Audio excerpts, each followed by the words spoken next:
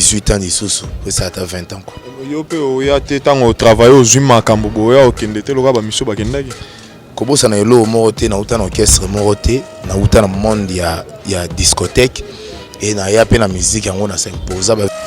Dubidia mboka bana kini bakomi olobake no yo komi obwaka biloko bato komi oyiba biloko bato nde ozobwaka kwa l'air na bwaka kanga Dubai bazalaka wapi meko no yeli bango biloko moko ale bombo tanga wise ya kobaka te ya kofiba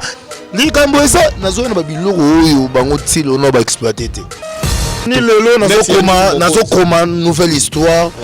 na carrière nanga non comme une nouvelle histoire où ba jeune et belle la génération nanga peut-être ba chance ya comment ngote na livre d'or tout effacer le passé tout effacer ngona na continuer na bitumbeza pe monene mulai pena osakana te nzeleza musika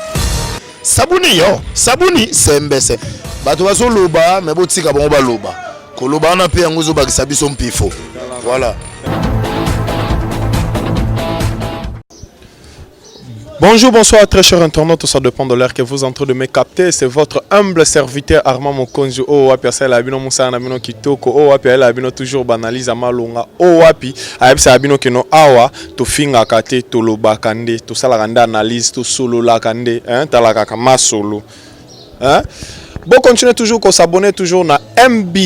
Masolo, place Masolo bien zalaka place hein. Makamba bien vanda quoi chez Armand Mokonzi. Vraiment je profite dans cette occasion pour dire un grand merci na babengi Marie Braxton de London le vibranium du Congo balobi Londres na kati ya kin makambo quoi hein komekate posoki yé au vibrer quoi hein. Je profite aussi pour dire un grand merci na babengi maître José Kalombo et tout là où tu es ba salutation trop hein masananga seka kumwamba talakaka makambo ngo e bandi je vois aussi derrière la caméra celui qu'on appelle, son atangi combo, binomo boyebi déjà, image so ezo bimakito ko boye, moyena lobezate quoi. Vraiment, kande boloba, kande bobando lela Arma, kota Arma, kota oye la bisoma solo, Arma koti. Arma zo la binoma solo, Arma koti wapi et pas Jésus de nuances, hein, moto ya yambo. Oh ba bengi pena ba bi musicien du ciel. Tara Jésus nzamba yembi bino ba angelo na bato boyo katendeni yango na eli bino na katia mouvement pour kosolana ba quelques-uns hein par rapport ya makambo ndenge zotambo na katia mouvement quoi na yambeli bino mutu moko bosenga ngai yambela biso ye to nyito yoka ba biloko ana ningisela biso ki chaka yeyo azali Dubidia mboka hein ba bi makambo nde vandia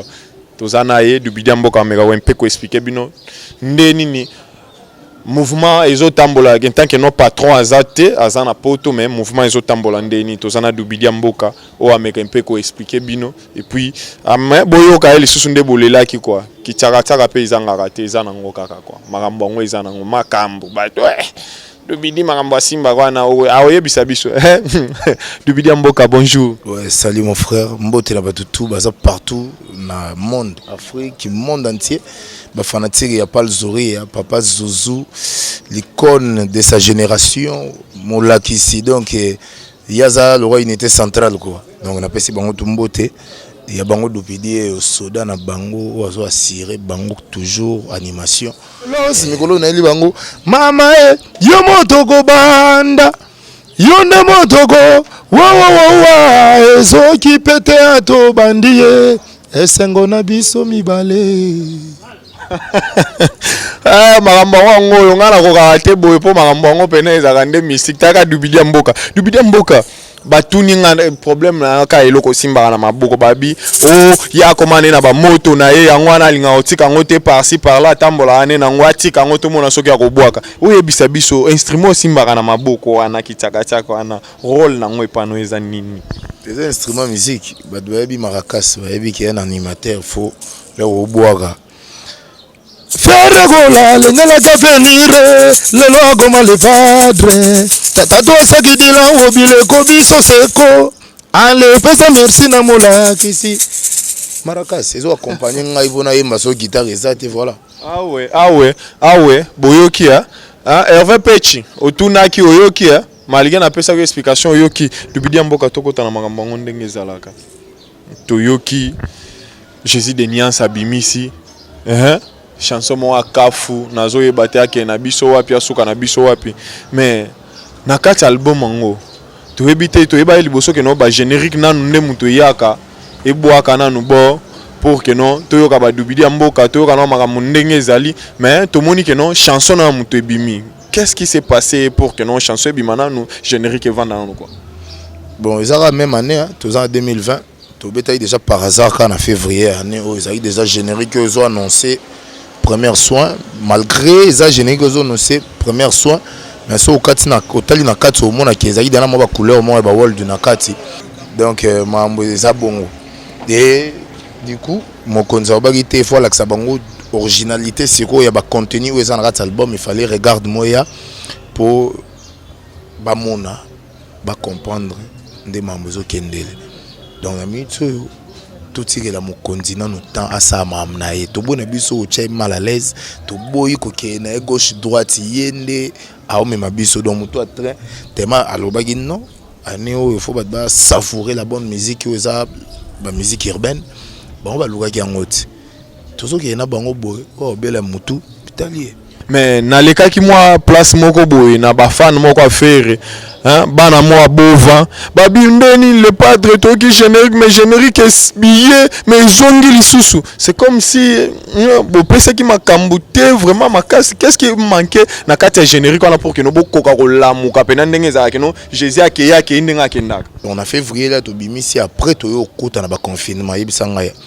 à peine confinement to koti na kata confinement les padres de Sumbo on a belé à miser pour le marketing tandis que bar et salaté ba boîte et salaté soit boire mbongo on a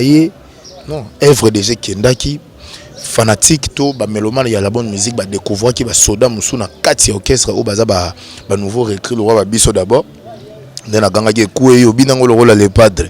nzenga moboko na kafuenda d'abord mokile c'est là qui malgré tout ça la promotion tout les gars 3 années au début de musique qu'est-ce que j'avais dit tous un album était na marché mais sur tali actualité partout les abisso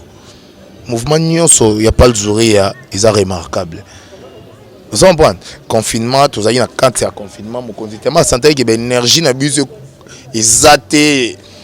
par rapport il y a hier mon condi il fallait soutenir biso na acoustique et bombi biso. Après acoustique biso to beti bandule ya ba fille et puis oh ba orchestre belé pour le moment beta ngote parce que bazana ba raison belé to na album te na marché mais biso vu que to na répertoire na biso où ils sont riches to ça lango et puis en attendant ba l'album ba déjà na regarde moi donc tout ça toujours au sommet il y a actualité il y a culture congolaise il y a musique il y a mboka na biso. Donc il y a un moment où on a besoin forcer makambo to tika ba précipiter ba welela biso to beta ba cousir ezali makambo confinement malgré nga la repese la bino conseil la bino analyse te pour que na comme ça bino na soukate faka moko hein il y a les padres ko répondre bino hein tala kaka vraiment dubidi mboka kota la lelo et pas le padre oza déjà na combien des années et pas le padre ozo bosser na ye bon na kota ki mouvement na fin ba 2018 2019-2020, donc déjà 2 ans déjà on a consommé et ça me pour on a besoin sur bac c'est sous à moi 18 ans dessous pour ça à 20 ans quoi. Yo pe o ya te tango travailler aux humains kambo ya okende te loka ba miso ba kendaki. Kobo ça na lo moroté na uta na orchestre moroté na uta na monde ya discothèque et na ya pe na musique yango na s'imposer ba vient na ba papi ça pour ba ebi ba trésor mba ya AJCC ba trésor lomboto ba boss dia donné salumu ba ve le roi ba papi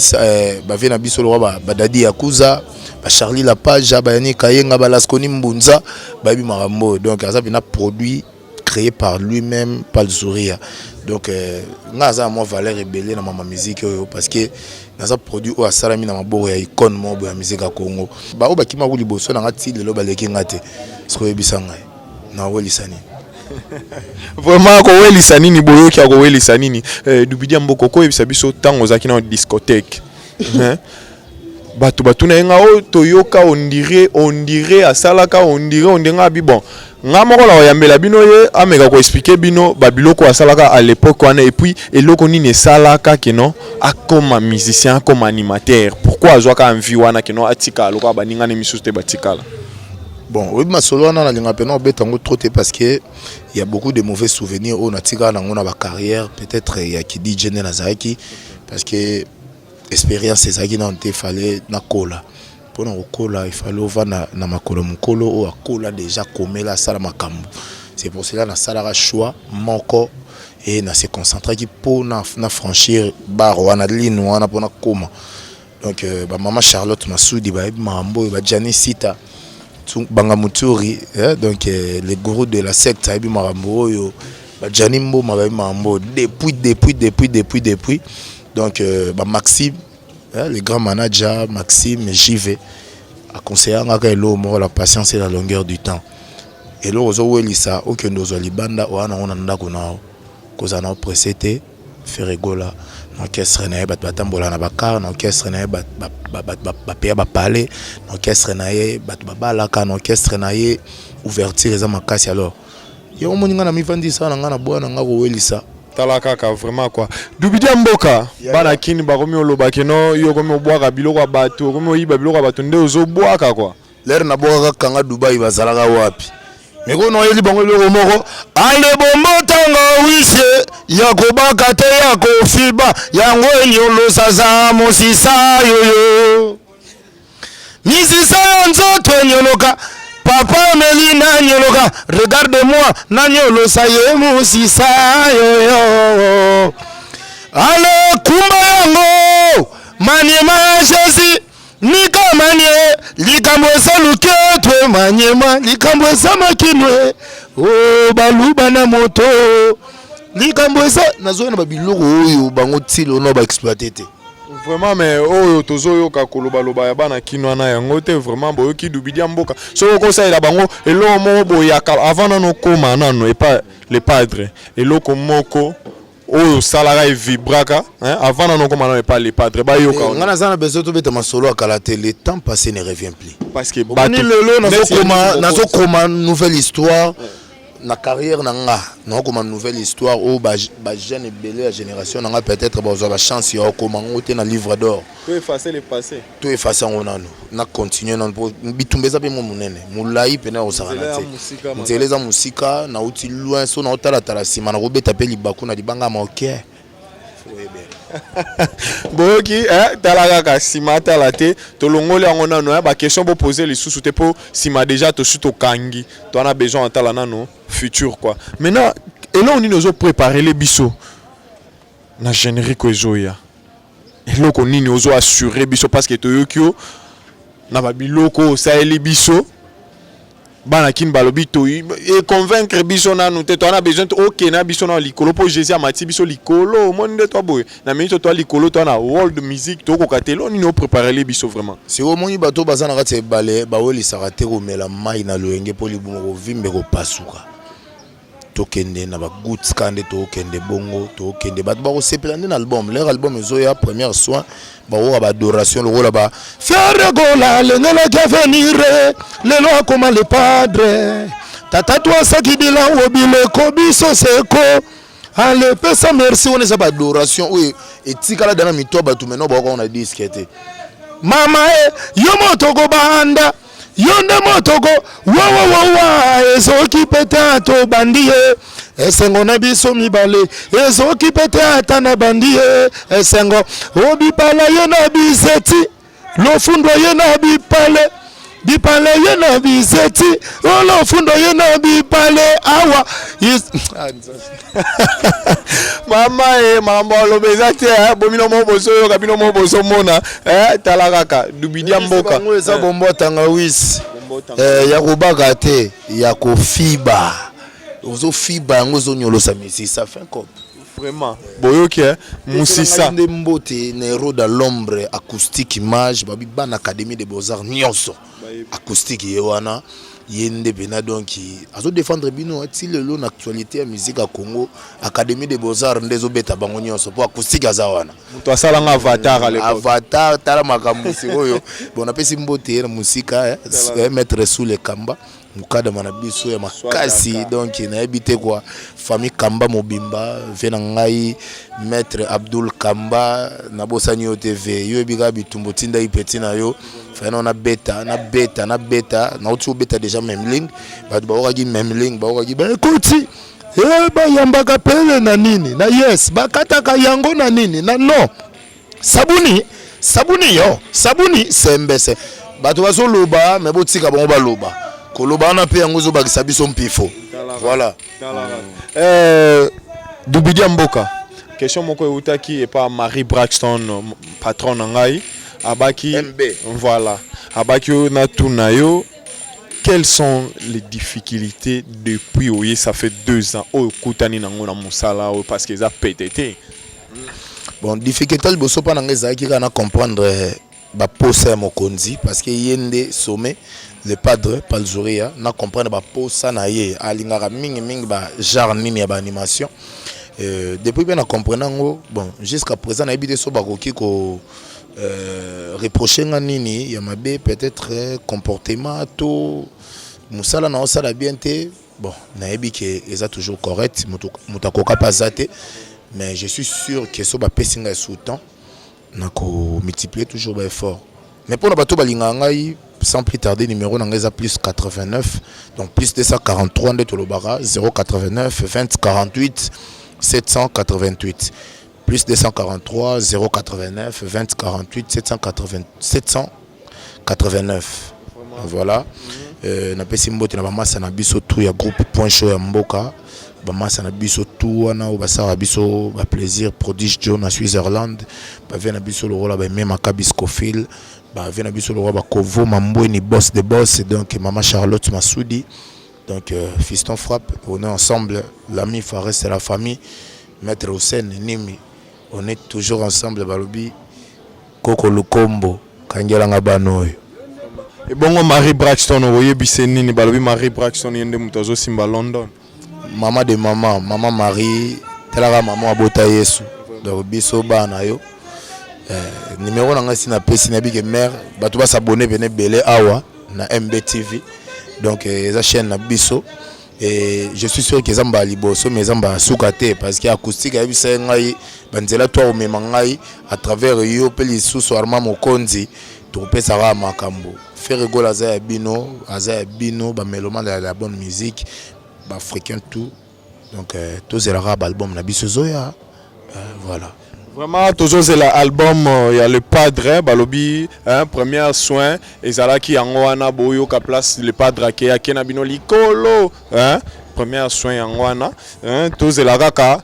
le padre abimisa kwa tobo lo batro soki abimisi bino mo boyo ka boki ba animation à kafo ezakuna quoi vraiment merci na ba nyonso balandi biso merci vraiment tokutana bino mbala sim.